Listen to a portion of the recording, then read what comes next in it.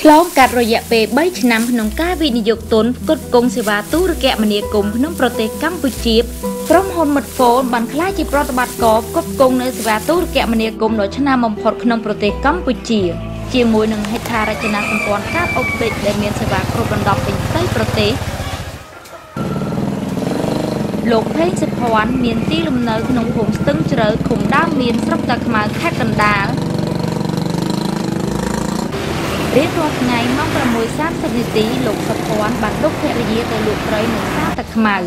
ហើយសម្ដៅទៅធ្វើការនៅទីក្រុងភ្នំពេញ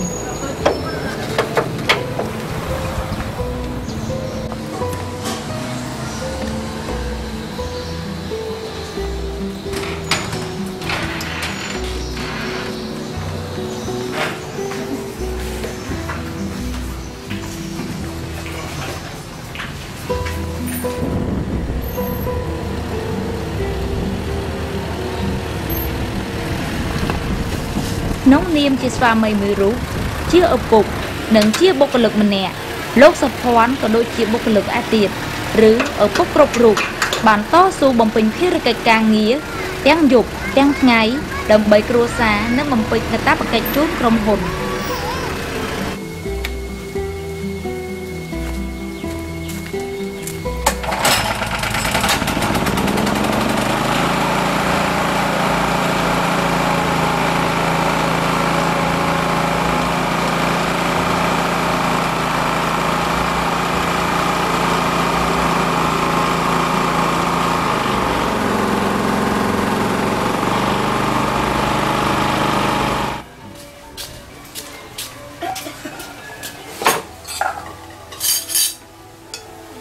ជីវភាពគ្រួសារមួយដែលមានឪពុកជាអ្នកបើកបរ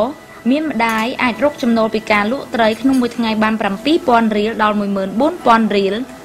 កុមារីផនសុជាតិតាដែលជាកូនច្បងមានវ័យ12ឆ្នាំ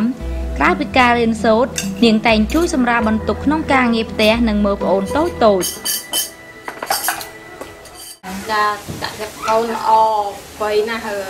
គឺថាការងារផ្ទះបានជួយធ្វើការងារផ្ទះគ្រប់សពបែបយ៉ាងហើយនឹងទៅរៀននឹងទៅរៀនទាំងផឹកទាំងល្ងាចចឹង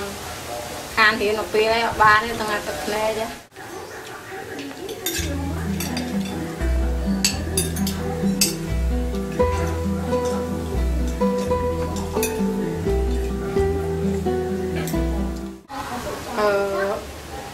ទ្ធផលប្រចាំខែរបស់កូនចិត្តតាហ្នឹងខែណានៅផ្ទះមើលតែប្អូននៅខែហ្នឹងរៀងចំណាក់ថ្នាក់ពោះបន្តិចខែណារៀនជាប់លាប់ទៅបានលេខ4លេខ5មានអារម្មណ៍ដូចថាធម្មតារឿងធ្វើការងារក្រុមហ៊ុនដូចថាចេះហត់ចេះនឿយតែដឹងធ្វើម៉េចដើម្បីគ្រួសារចេះទៅធ្វើអញ្ចឹងដូចថាដើម្បីយកប្រាក់ខែហ្នឹងយកមកដោះប្រែងក្នុងគ្រួសារខ្ញុំឈ្មោះផនជាតិតាខ្ញុំរៀនថ្នាក់ទី7រួចហើយរៀននៅសាលាវិទ្យាល័យវិស័យសេរីភាពខ្ញុំមានអារម្មណ៍សុបាយព្រោះដឹងថាខ្លួនខ្ញុំរៀនបានលេខល្អអញ្ចឹងពេលឮសូរថាក្រុមហ៊ុនដល់ទឹកប្រាក់ជួយឧបត្ថម្ភឲ្យខ្លួនខ្ញុំផ្ទាល់អញ្ចឹងខ្ញុំមានអារម្មណ៍សុបាយការជួយឧបត្ថម្ភរបស់ក្រុមហ៊ុន Smartphone សូមឲ្យក្រុមហ៊ុន Smartphone រកស៊ីកាន់តែមានបាននឹងចាក់ជិញខ្ញុំចង់យកទឹកប្រាក់នឹងទៅធ្វើទៅជំនួសថ្លៃការបង់សាលារៀនរបស់ខ្ញុំដូចជាថ្លៃរៀនអង់គ្លេសប្រចាំថ្ងៃរបស់ខ្ញុំហ្នឹងយកទៅបង់ហើយនឹងថ្នាក់ប៊ីឡាំងពេលខ្ញុំទៅរៀននៅសាលាសេរីភាពហ្នឹងគេយើងឡើងទៅថ្នាក់ប៊ីឡាំងយើងត្រូវឲ្យគេចំនួន5-10រៀលដើម្បីជំនួសថ្នាក់ប៊ីឡាំងរបស់គេក្រុមហ៊ុនរបស់ Smartphone របស់យើងនឹងមានទស្សនៈមួយថាការធ្វើអាជីវកម្មគឺផ្សារភ្ជាប់ជាមួយនឹងការទទួលខុសត្រូវរបស់សង្គមក៏ដូចជាទស្សនៈមួយទៀតយើងឃើញថាការហូបទឹកត្រូវដឹងគុណពីប្រភពដែលទឹកល្អរបស់យើងដូច្នេះការផ្ដល់អាហារឧបករណ៍ជូននៅក្មួយសិស្សានុសិស្សដែលរៀនពូកែរបស់កូនបុគ្គលិក Smartphone ដែលមានការជីវភាពលំបាកនេះគឺជាគោលនយោបាយមួយក្នុងចំណោមគោលនយោបាយដែលច្រើនទៀតដោយសារសេដ្ឋកិច្ចក្នុងគ្រួសារមានកម្រិត រៀងរាល់ថ្ងៃសុជាតាត្រូវដុបប្អូនបន្ទាប់របស់នាងដើម្បីទៅសាលារៀនជាមួយ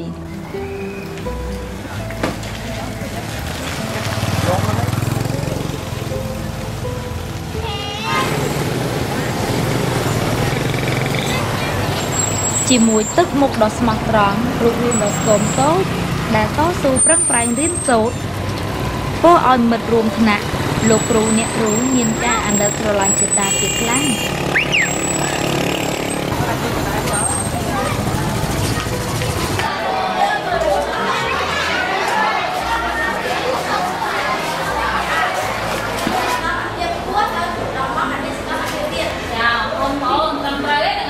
ពីតក់បានទេយក3តក់ធ្វើមកក្រុមណា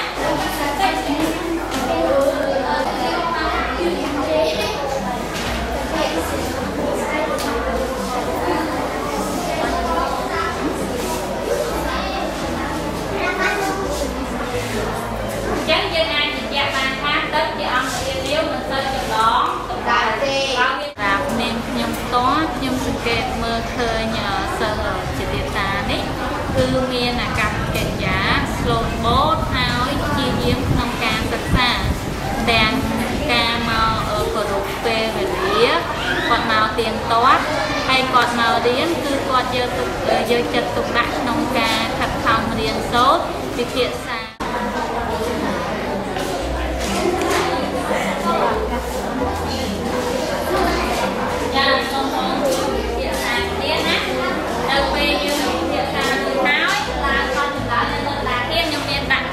តាមក្រុមហើយ